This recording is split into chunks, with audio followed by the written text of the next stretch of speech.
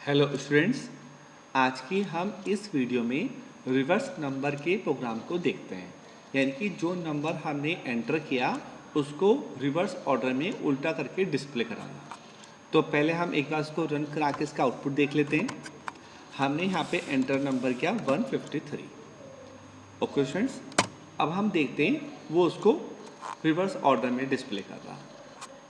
तो स्टूडेंट्स, हमने अभी लास्ट वीडियो में सम ऑफ डिजिट प्रोग्राम को सीखा था। सेम उसी तरीके से ये है, क्योंकि मैंने आपको उस वीडियो में बताया था कि अगर हम इस स्टेप को अच्छे तरीके से अपने माइंड में सेट कर लेते हैं तो हमें इसका बेनिफिट और भी बहुत सा प्रोग्राम में होता है। तो चलिए हम एक बार इस प्रोग्राम को समझते हैं। फिर से हम देखते हैं यहाँ पर इंटीजर ABC 3 वेरिएबल है, C वेरिएबल जिसकी वैल्यू 0 है, एंटर नंबर हमने स्टूडेंट्स मान लीजिए यहाँ पे एंटर ए में किया 153। ओके स्टूडेंट्स, अब हम यहाँ पर क्या देखते हैं, वाहिल जब तक करते जाइए जब तक ए की वैल्यू 0 से ज़्यादा हो। अब हम यहाँ पे हमने लिखा है ए मोड 10। ये बात तो हमने पहले भी यहाँ पे देखी थी। तो यहाँ पर हम 153 को 10 से जब डिवाइड करेंगे तो इसका रिमाइंडर आएगा 3। अब स्टूडेंट्स यहाँ पर ये टाइप है C मल्टीप्लाई 10 प्लस B। तो स्टूडेंट्स C में सबसे पहले क्या था 0, तो 0 की 10 से मल्टीप्लाई होगी वो हो जाएगा 0, और B में हमने रिमाइंडर एंटर किया 3। तो हम इस तरीके से आप इसे लिख के समझ लेते हैं 0 मल्टीप्लाई 10 प्लस B में था हमारा 3। तो आप देखेंगे ये तो 0 हो जाएगा और प्लस 3, तो अब C की नई वैल्यू 3 हो जाएगी। ओके स्टूडेंट्स, फिर हम यहाँ पर 153/10, तो स्टूडेंट्स ये हमारा आ जाएगा 15.3। क्योंकि ये इंटीजर वेरिएबल है तो 0.3 तो हट जाएगा, अब ये 15 बचेगा। ओके स्टूडेंट्स, तो यानी कि अभी एक बार फिर चलेगा, क्योंकि यहाँ पर लिखा वाहिल ए ग्रेटर देन 0 कि आप जब तक करते जाएं जब तक ए की वैल्यू 0 से ज़्यादा हो। तो अब हमारा 15 बचा है, तो अभी एक बार फिर चलेगा। अब हम 15 को 10 से डिवाइड करेंगे तो फिर से अब हमें रिमाइंडर मिलेगा, तो ये रिमाइंडर हमारा आ गया 5। एक स्टूडेंट्स चलिए अब हम यहाँ पे चेक करते हैं, यहाँ पर हमने ये टाइप कर रखा है। तो स्टूडेंट्स अब C की वैल्यू पहले हो चुकी है 3, तो यानी कि 3 की 10 से मल्टीप्लाई होगी और बाद में उसमें 5 ऐड होगा। तो हम यहाँ पे फिर से चेंज कर लेते हैं थोड़ा सा, 3 × 10 प्लस 5।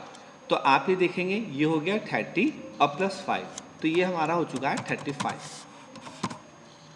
ओके स्टूडेंट्स, चलिए आगे एक बार और देखते हैं। अब हम 15 को 10 से भाग कराएंगे स्टूडेंट्स, तो ये हमारा हो जाएगा 1.5। चूँकि ये इंटीजर वेरिएबल है तो फिर से 0.5 हट जाएगा, 1 बचेगा। तो यहाँ पर अभी एक बार ये फिर से चलेगा क्योंकि 1 है। अब यहाँ पर हम फिर से 1 को 10 से भाग करते हैं तो हमारा फिर से रिमाइंडर कितना आएगा 1, क्योंकि हमने पढ़ा था कि जब कोई भी लास्ट डिजिट बचती है तो उसका रिमाइंडर वही रहता है। अब स्टूडेंट्स यहाँ पर हम देखते हैं C × 10 प्लस B हमने ये लिख रखा है, ठीक है।